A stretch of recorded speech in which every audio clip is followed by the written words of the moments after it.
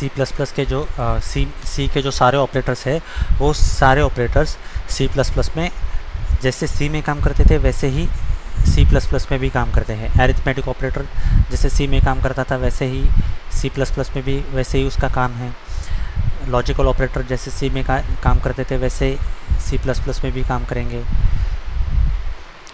ठीक है, bitwise operator, conditionals operator, सारे ऑपरेटर जैसे सी में काम करते थे वैसे ही सी प्लस प्लस में भी काम करेंगे। इसीलिए हम उन सारे ऑपरेटर्स को यहाँ पे हम रिपीट उसको नहीं देख रहे हैं सी प्लस प्लस में। अब जो सी प्लस प्लस के जो नए ऑपरेटर्स हैं उनको हम देखते हैं कि कैसे हम इन नए ऑपरेटर्स को यूज़ कर सकते हैं। सबसे पहले है साइज़ ऑफ ऑपरेटर। ठीक है, सी प्लस प्लस में एक नया ऑपरेटर इंट्रोड्यूस किया गया है, उसका नाम है साइज़ ऑफ ऑपरेटर। ठीक है, तो जैसे इसके नाम से ही पता चल रहा है कि इसका नाम क्या है, साइज़ ऑफ। तो ये क्या करता होगा कि ये किसी वेरिएबल की साइज़ बताता होगा। साइज़ ऑफ ऑपरेटर क्या करता है, किसी भी वेरिएबल की साइज़ रिटर्न करता है। ठीक है, इसका सिंटैक्स कैसे है, साइज़ ऑफ और वेरिएबल नेम। मान लीजिए कि हमारे पास एक वेरिएबल है integer a is equals to 2, 20 ले लेते हैं। ठीक है, हमने कहा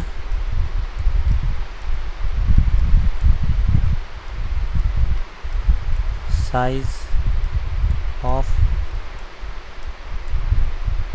ए, तो यहाँ पे आउटपुट क्या मिलना चाहिए हमें,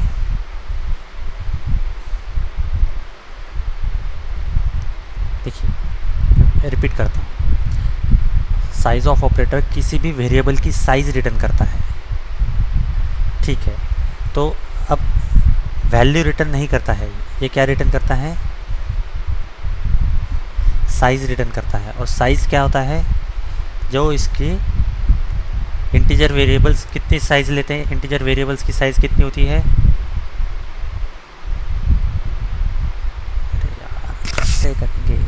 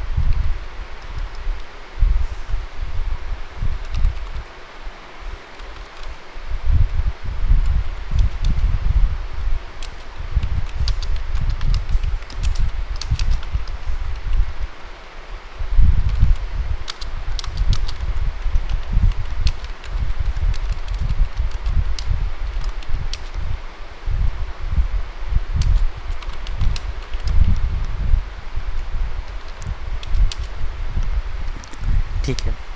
तो ये हमने क्या किया, हमने एक प्रोग्राम लिखा है जिसमें हमने एक इंटीजर वेरिएबल लिया है a इज़ इक्वल टू 20। ठीक है, अब ये क्या है, ये हमने यहाँ पे a को इनिशियलाइज़ किया है या हमने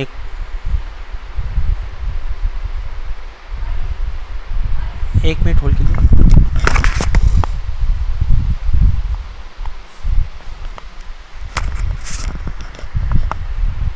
हमने यहाँ पे क्या किया है, a को डिक्लेयर किया है या इनिशियलाइज किया है? ये इनिशियलाइजेशन है या डिक्लेरेशन है?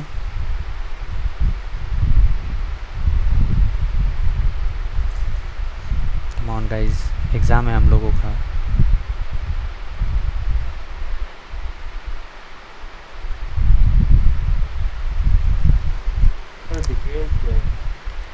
ये डिक्लेयर किया है। और कोई?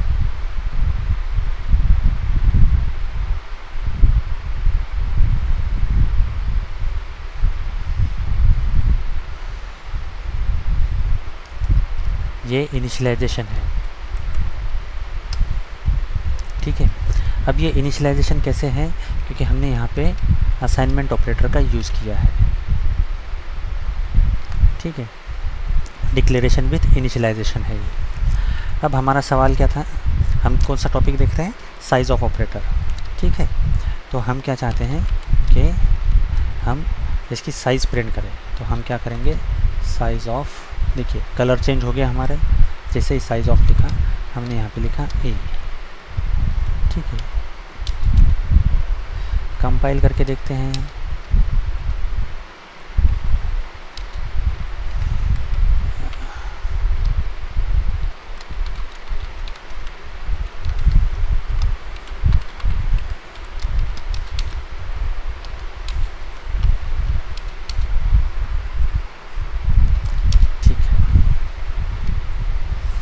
कितना है? 2। तो जो इंटीजर ब्लैंक है, दिखाई नहीं दे रहा है। ये दिखाई तो दे रहा है यहाँ पे, Z नहीं है, 2 है। देखिए फिर, देखिए कन्फ्यूज़न है ना, इसको चेंज करते हैं।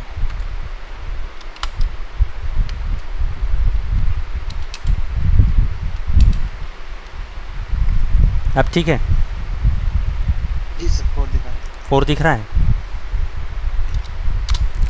तो साइज़ ऑफ ऑपरेटर क्या करता है कि जो हमारा डेटा टाइप है, तो डेटा टाइप कितने बाइट स्टोर करता है, वो इसकी साइज़ बताता है।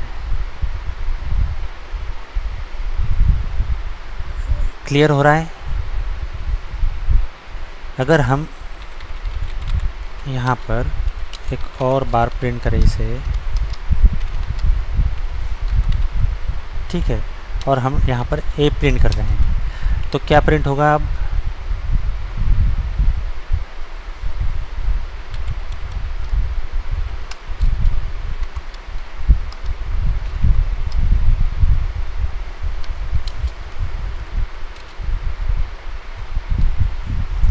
देखिए, पहले बार क्या प्रिंट हुआ? साइज़ प्रिंट हुआ, और सेकंड टाइम क्या प्रिंट हुआ? उसकी वैल्यू प्रिंट हुई है। ठीक है, तो साइज़ ऑफ ऑपरेटर क्या करता है? हमें उस डेटा टाइप की जो स्टोरेज कैपेसिटी है उसकी साइज़ बताता है।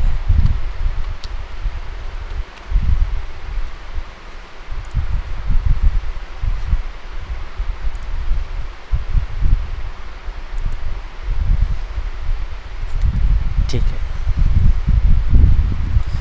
नेक्स्ट है हमारा पॉइंटर ऑपरेटर। पॉइंटर, देखिए पॉइंटर वेरिएबल डिफाइन करने के लिए पॉइंटर ऑपरेटर का हमें यूज़ करना होता है। इस ऑपरेटर का जो जनरली हम कैसे डिक्लेयर करते हैं, तो डेटा टाइप लिखते हैं और उसके बाद एस्ट्रिक और उसके बाद वेरिएबल नेम। पॉइंटर वेरिएबल का जो यूज़ है वो किसी दूसरे ऑपरेटर का एड्रेस स्टोर करने के लिए हम लोग उसे यूज़ कर सकते हैं। ठीक है, कैसे?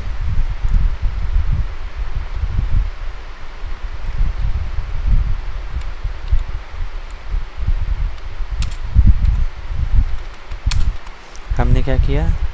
एक और वेरिएबल ले लिया b नाम का, और हमने कहा sorry pointer b is equals to address of a। और अगर हम यहाँ पर cout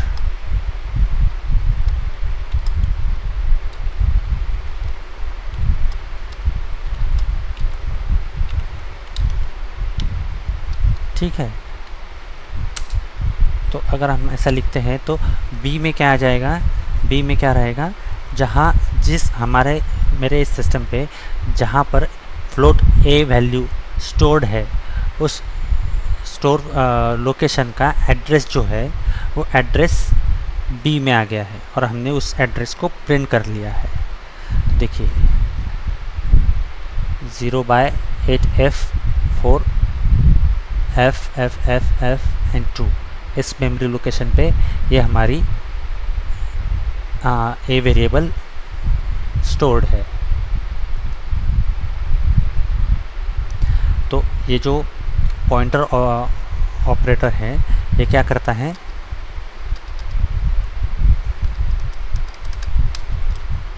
पॉइंटर ऑपरेटर क्या करता है, किसी दूसरे वेरिएबल का एड्रेस स्टोर करने के लिए हम लोग इसे यूज़ करते हैं। एड्रेस ऑफ ऑपरेटर हमने सी में भी देखा था। स्कैनएफ फंक्शन में हम लोग क्या यूज़ करते थे कि कहाँ वैल्यू स्टोर करनी है तो हम लोग एड्रेस ऑफ ऑपरेटर में देते थे। सी में हमने देखा था ना, स्कैनएफ फंक्शन में हम लोग यूज़ करते थे स्कैनएफ, और हमने क्या देते थे, मान लीजिए कोई इंटीजर वैल्यू है तो %d और एड्रेस ऑफ ए ऐसा देते थे हम। तो ये जो ए है, ए के एड्रेस पर ये इंटीजर वैल्यू स्टोर करो, ऐसा हम कंपाइलर को सी में बताते थे। तो ये एड्रेस ऑफ ऑपरेटर हमने सी में भी देखा है, ठीक है। अब स्कोप रेजोल्यूशन ऑपरेटर, ठीक है। C++ जो है वो उप्स लैंग्वेज होने के साथ साथ ब्लॉक स्ट्रक्चर लैंग्वेज भी है, ठीक है। ब्लॉक स्ट्रक्चर में एक ही वेरिएबल को अलग अलग वैल्यूज़ के साथ यूज़ किया जा सकता है, ठीक है। वेरिएबल की जो वैल्यू है वो एक ब्लॉक के अंदर उसके लिमिटेशन नहीं रहती, उस ब्लॉक के बाहर आते आते उसका मे भी हो सकता है कि उसका वैल्यू बदल जाए। ब्लॉक के अंदर डिक्लेयर किया गया वेरिएबल लोकल वेरिएबल कहलाएगा, ठीक है। लेकिन अगर वो वेरिएबल हम लोग क्लास लेवल पे डिक्लेयर करते हैं तो वो क्लास लेवल वेरिएबल होगा, ठीक है। मान लीजिए कि हमने एक वेरिएबल को ब्लॉक में डिक्लेयर न करते, ब्लॉक के बाहर मेन फंक्शन के पहले डिक्लेयर कर दिया है, तो जो वो वेरिएबल है वो ग्लोबल वेरिएबल हो जाएगा, ठीक है। अब जब वो ग्लोबल हो जाएगा तो ऐसे वेरिएबल का जो यूज़ है हम फंक्शन, क्लास, ब्लॉक सभी में कर सकते हैं। जो ग्लोबल होगा वो सभी के लिए एक्सेसिबल होगा, लेकिन क्लास वेरिएबल होगा वो सिर्फ क्लास के लिए एक्सेसिबल होगा। जो ब्लॉक के अंदर रहेगा वेरिएबल तो वो क्या रहेगा, लोकल वेरिएबल रहेगा, ठीक है। देखिए ये क्या है, इंटीजर ए, ये क्या है, ये उसके बाहर लिखा हुआ है, मेन फंक्शन के बाहर लिखा हुआ है ये, और ये किसी क्लास में नहीं है, तो ये क्या हुआ, ये ग्लोबल वेरिएबल हुआ, ठीक है। मेन फंक्शन में आते हैं। मेन फंक्शन में ये जो b है, ये b जो है ये क्या हुआ, इस पर्टिकुलर मेन फंक्शन के लिए हुआ, और ये जो c है ये स्टार्ट यहाँ से हुआ और ये जो ब्लॉक है यहाँ तक, तो सिर्फ ये यहाँ से यहाँ तक, इस ब्लॉक के लिए ये c जो इंटीजर वेरिएबल है ये यहाँ से यहाँ तक काम करेगा। b जो है वो सिर्फ मेन फंक्शन तक काम करेगा, लेकिन a के लिए हम इसके मेन फंक्शन के बाहर अगर कोई कोड लिखते हैं तो वहाँ भी हम a को यूज़ कर सकते हैं,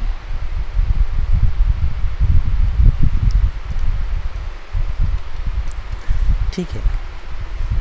देखिए अब हम लोग देख रहे थे स्कोप रेजोल्यूशन, ठीक है। तो हमने क्या देखा कि एक इंटीजर वेरिएबल लिया हमने मेन फंक्शन में। देखिए हमने क्या किया है, पहले एक इंटीजर वेरिएबल लिया है, ए क्या है, एक ग्लोबल वेरिएबल है। फिर हमने क्या किया, एक लोकल वेरिएबल लिया ए, इसको असाइन किया 15, ठीक है। ए को असाइन किया हमने 15, और अब हमने यहाँ पे स्कोप रेजोल्यूशन ऑपरेटर के साथ ए प्रिंट किया है। ये ए कौन सा है? ये ग्लोबल वाला है। ऐसा क्यों? क्योंकि ये हमने स्कोप रेजोल्यूशन के साथ प्रिंट किया है। तो ये किसे रेफ़र करेगा? ये इसे रेफ़र करेगा। ठीक है। स्कोप रेजोल्यूशन क्या करता है कि हमारे जो लोकल वेरिएबल्स हैं उनको एक्सेस नहीं रहेगा, लेकिन जो ग्लोबल डिक्लेयर किए हुए वेरिएबल है उसी नाम से, तो हम डायरेक्टली उनको एक्सेस कर सकते हैं। अब सिमिलरली ये जो इंटीजर ए है, ये क्या हुआ? ये ब्लॉक वेरिएबल हुआ। यहाँ से स्टार्ट हुआ ये ब्लॉक और ये यहाँ पर ख़त्म हुआ, तो सिर्फ ये इसी ब्लॉक तक काम करेगा। ठीक है। जब ए प्रिंट करेंगे तो यहाँ पर 16 प्रिंट होगा, लेकिन स्कोप रेजोल्यूशन के साथ अगर ए प्रिंट करते हैं तो ये जो ए है ये इसे ए को रेफ़र करेगा।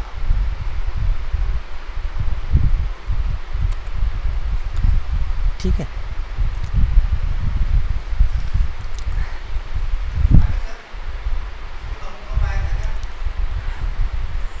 नहीं, लेक्चर में हो, बताइए। हाँ,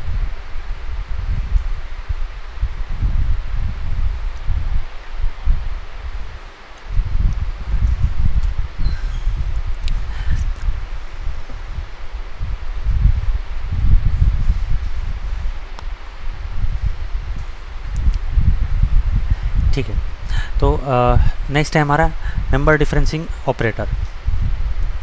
ठीक है। तो किसी भी ऑब्जेक्ट के मेंबर्स को यदि एक्सेस करना हो तो ऑब्जेक्ट के साथ डॉट ऑपरेटर का यूज़ किया जाता है, लेकिन जब पॉइंटर किसी ऑब्जेक्ट को पॉइंट करता है तब ऑब्जेक्ट के मेंबर्स को एक्सेस करने के लिए डॉट ऑपरेटर की जगह हम ऑब्जेक्ट के नाम के साथ एरो ऑपरेटर का यूज़ करते हैं।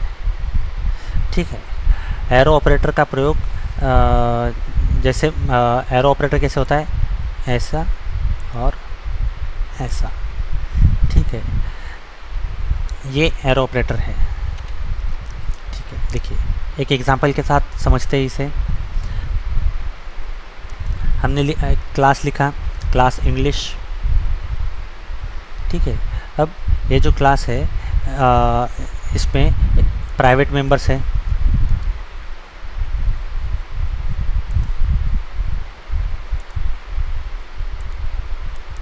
प्राइवेट मेंबर है, इंटीजर और integer feet and float inches. ठीक है। ये दो प्राइवेट मेंबर्स हैं। नेक्स्ट सेक्शन में हमने क्या किया? पब्लिकली दो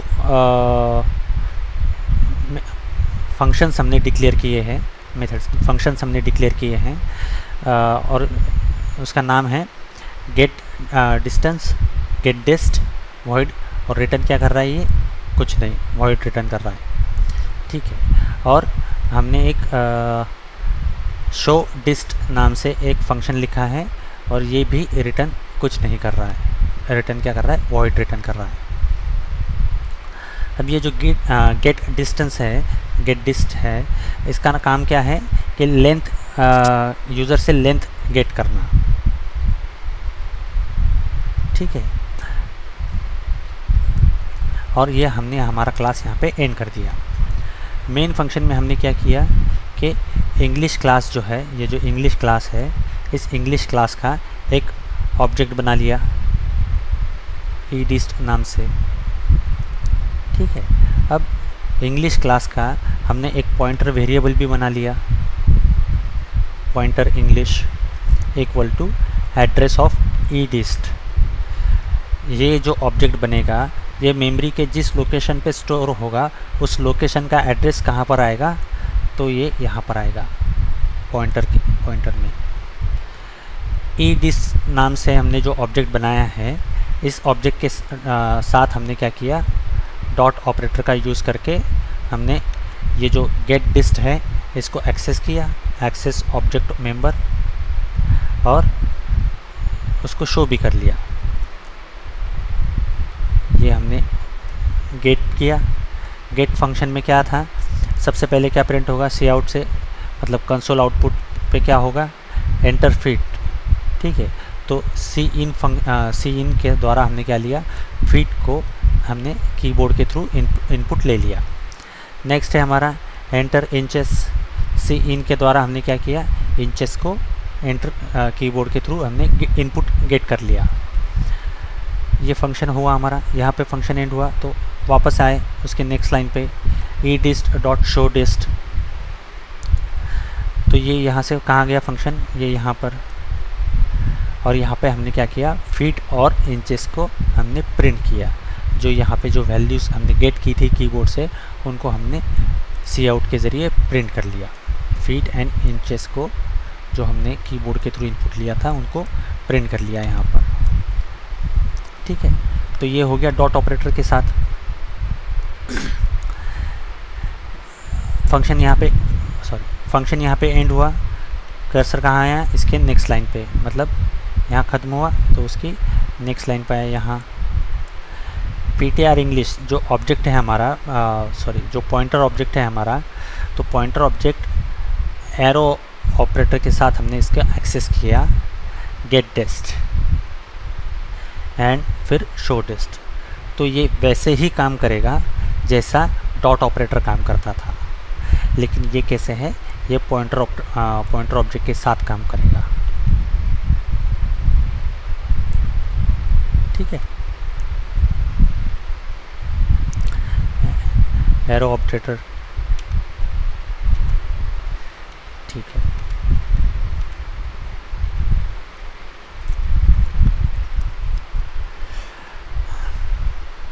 उसके बाद देखते हैं कंस्ट्रक्टर एंड डीकंस्ट्रक्टर्स।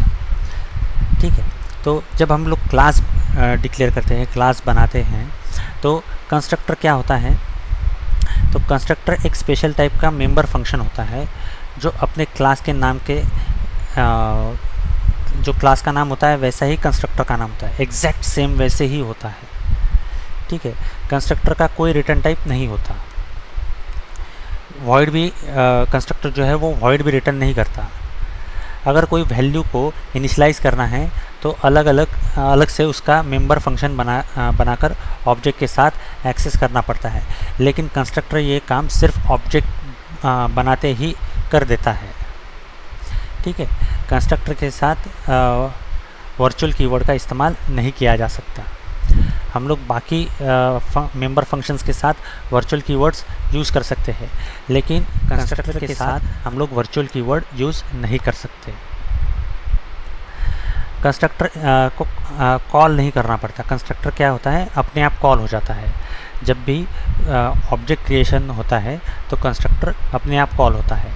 बाकी मेंबर फंक्शन को कॉल करने की ज़रूरत होती है, ऑब्जेक्ट के थ्रू हम उनको कॉल करते हैं। लेकिन कंस्ट्रक्टर क्या होता है, कंस्ट्रक्टर जब ऑब्जेक्ट क्रिएट होता है तब कंस्ट्रक्टर ऑटोमेटिकली कॉल होता है। कंस्ट्रक्टर के 4 प्रकार होते हैं। ठीक है, डिफ़ॉल्ट कंस्ट्रक्टर होता है, पैरामीटराइज कंस्ट्रक्टर होता है, डिफ़ॉल्ट कॉपी कंस्ट्रक्टर होता है और कंस्ट्रक्टर ओवरलोडिंग। ठीक है, डिफ़ॉल्ट कंस्ट्रक्टर क्या होता है कि डिफ़ॉल्ट कंस्ट्रक्टर में कोई पैरामीटर या आर्गुमेंट नहीं लेता। ठीक है,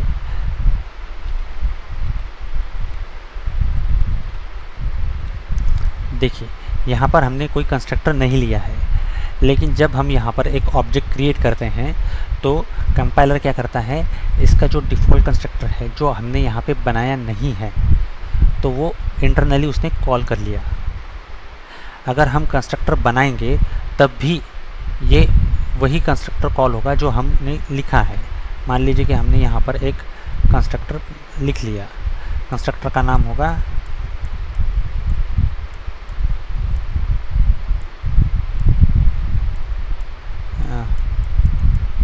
इंग्लिश,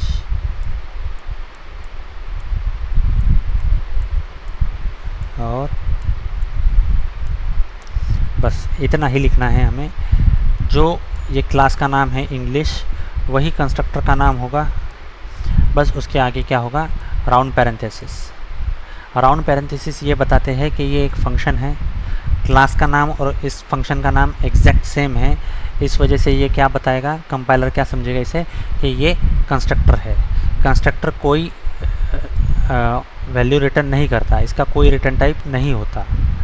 और जब भी कोई ऑब्जेक्ट क्रिएट होता है तो कंस्ट्रक्टर बाय डिफ़ॉल्ट कॉल हो जाता है।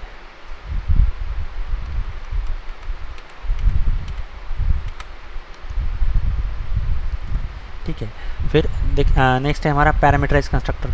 पैरामीटराइज कंस्ट्रक्टर में क्या होता है कि पैरामीटराइज कंस्ट्रक्टर में कंस्ट्रक्टर को पैरामीटर पास किए जाते हैं।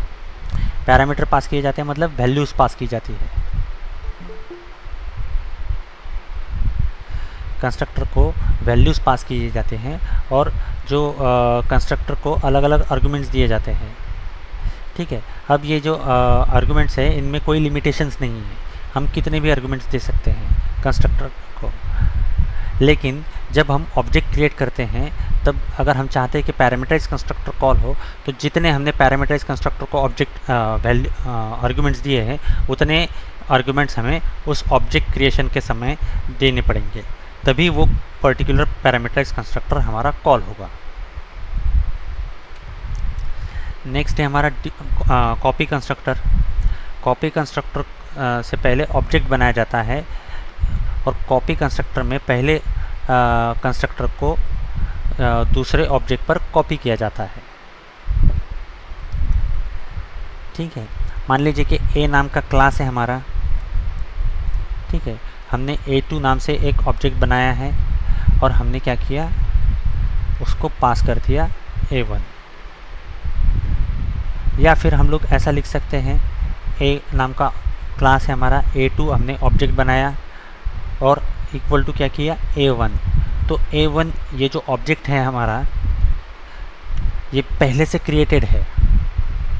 ठीक है, ये पहले से क्रिएटेड ऑब्जेक्ट को हमने क्या किया, कॉपी किया A2 में।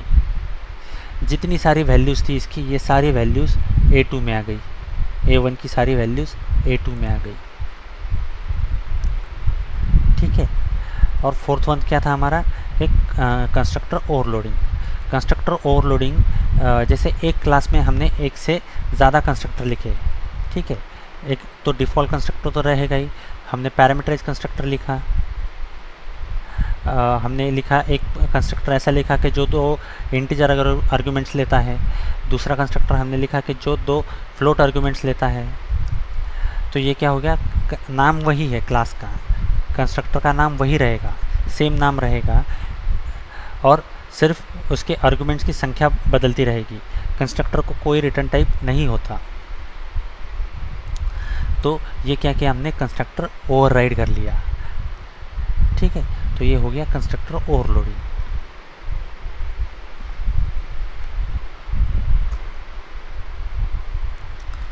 ठीक है, नेक्स्ट टॉपिक है हमारा इनहेरिटेंस। ठीक है, ऑब्जेक्ट ओरिएंटेड प्रोग्रामिंग में, ठीक है, ये बहुत ज़्यादा इम्पोर्टेंट टॉपिक है। ऑब्जेक्ट ओरिएंटेड प्रोग्रामिंग में इनहेरिटेंस जो है ये बहुत ज़्यादा इम्पोर्टेंस है। इनहेरिटेंस में मेनली 2 पार्ट होते हैं, एक होता है बेस क्लास और एक होता है डिराइव्ड क्लास। ठीक है, बेस क्लास को कहा जाता है पेरेंट क्लास या सुपर क्लास और डिराइव्ड क्लास को कहा जाता है चाइल्ड क्लास या सब क्लास। ठीक है, इनहेरिटेंस के जो है वो 5 टाइप है। C++ में इनहेरिटेंस के 5 टाइप है। Single inheritance, multi level inheritance, multiple inheritance, hierarchical inheritance और हाइब्रिड इनहेरिटेंस।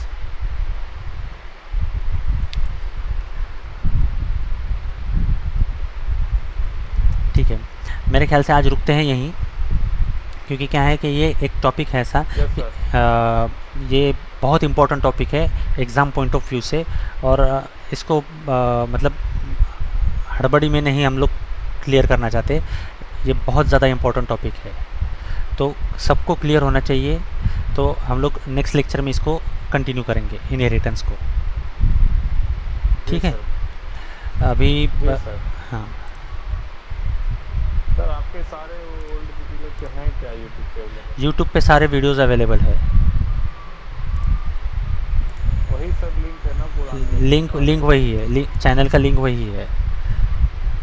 ठीक है सर। जी सर जी बताइए। सर, आपकी जो ये नई वाली क्लास क्लासेस हैं ये तो यूट्यूब पे CILENGHV पे नहीं है सर, आप है सर मैंने प्लेलिस्ट डाली सर। मैं अभी दिखाता हूँ आपको, स्क्रीन शेयर ही है। देखिए C++ स्टेटमेंट्स, या अभी पिछला ही हमने एक्सेस, ये लास्ट लेक्चर था हमारा, इस जितने हैं टोटल क्लासेस हैं वहाँ पर। अब मैंने काउंट नहीं किए हैं, आप देख लीजिए। अच्छा सर, ठीक है, सर अगर प्लेलिस्ट बना के डालते हैं तो ये जो लेक्चर्स रिकॉर्ड हो रहे हैं, ये रिकॉर्डेड लेक्चर में तुरंत अपलोड कर दूंगा, तो ये भी मिल जाएगा आपको, आज का लेक्चर भी मिल जाएगा, यूट्यूब पे मिल जाएगा ये सारे लेक्चर्स। ठीक है ठीक है, अब मैं आपको असाइनमेंट्स देता हूँ। आपको असाइनमेंट्स भी है ना, असाइनमेंट्स भी देने होंगे आपको। बाकी सब्जेक्ट्स के मिल गए हैं क्या असाइनमेंट्स? अभी एक ही का मिला है सर। एक का मिला है, ठीक है। मैं आपको व्हाट्सएप ग्रुप पे शेयर करता हूँ। जी बिल्कुल। और हमारे असाइनमेंट्स माने जैसे हमने लास्ट सेमेस्टर में किया था कि मैंने प्रोग्राम दिए थे आपको, और आपने प्रोग्राम बना के भेजे थे मुझे, वैसे ही करना है। रैंडमली हम कोई भी प्रोग्राम एज अ प्रेजेंटेशन के लिए कोई भी प्रोग्राम आपसे पूछेंगे, आप बता दीजिए एक्सप्लेन करके, हो गया आपका। जी जी जी जी ठीक है सर। ठीक है, 2 मिनट दीजिए मुझे, मैं आपको शेयर कर रहा हूँ ग्रुप में। ठीक है। और अगर किसी को कोई समस्या है तो आके मिले, हम लोग डिस्कस करेंगे कि कैसे बनाने हैं प्रोग्राम, या कोई प्रोग्राम लिखने में समझने में कोई समस्या है तो मिलिए आके। जो लोग ऑफलाइन आ सकते हैं वो ऑफलाइन आइए, और जो लोग ऑनलाइन हैं तो अपने बैचमेट से समझ लीजिए, क्योंकि अब हर बार ऑनलाइन आना पॉसिबल नहीं होगा।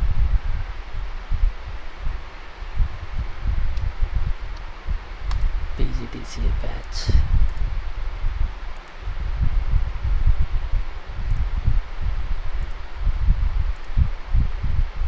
सर आप अपन ऑफलाइन क्लास कब लेंगे?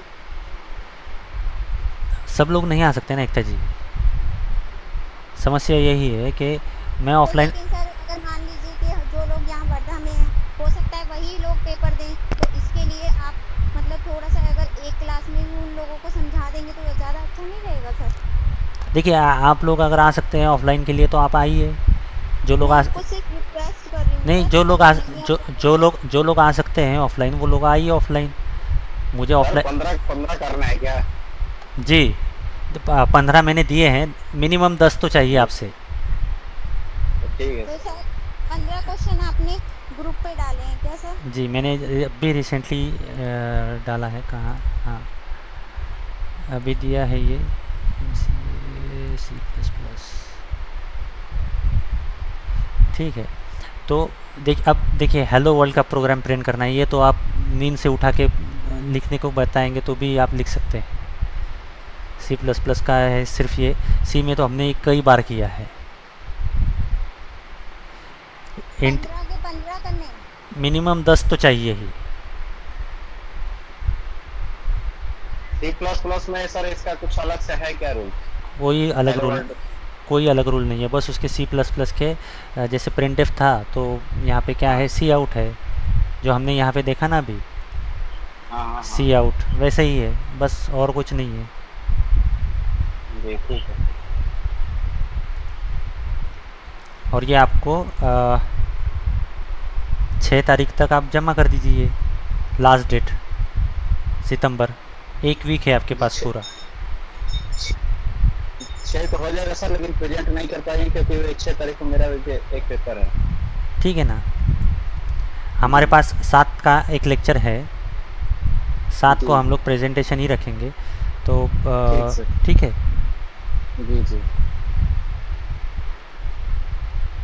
सर यही प्रेजेंटेशन और असाइनमेंट है ना सर? यही प्रेजेंटेशन है। इसी कोई भी प्रोग्राम मैं आपसे पूछूंगा कि इसमें से एक प्रोग्राम आप एक्सप्लेन कर दीजिए मुझे, आप एक्सप्लेन कर दिए कि आपका प्रेजेंटेशन भी हो गया और ये आपका टर्म पेपर यही है।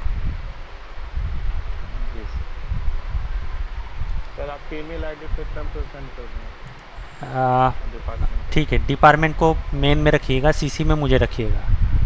मेरा ईमेल मुझे लगता है सभी के पास होगा। जी हाँ, लास्ट टाइम सभी लोगों ने किए थे, तो मेरा ईमेल होना चाहिए सभी लोगों के पास। अगर नहीं है तो sagar.ikhe@gmail.com है। और डिपार्टमेंट का तो है, अभी भुवन जी ने डाला था, राम भुवन जी ने डिपार्टमेंट का रिसेंटली ही डाला था। जी यहाँ पे है।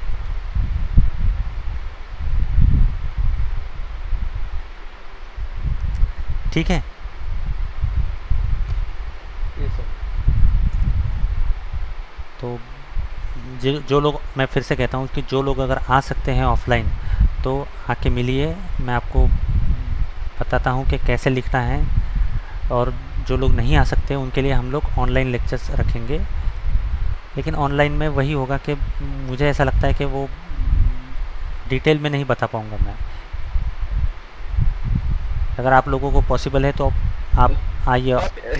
हिंट्स भी दे देंगे तो भी चल जाएगा सर। हिंट्स मतलब मैं पेपर कैसे लिखना है ये बताऊंगा, क्वेश्चंस क्या आएंगे ये नहीं। हाँ जी जी भाई ठीक है, ठीक है सर। ठीक है, चलिए, that's all for the day. Thank you very much. Thank you sir.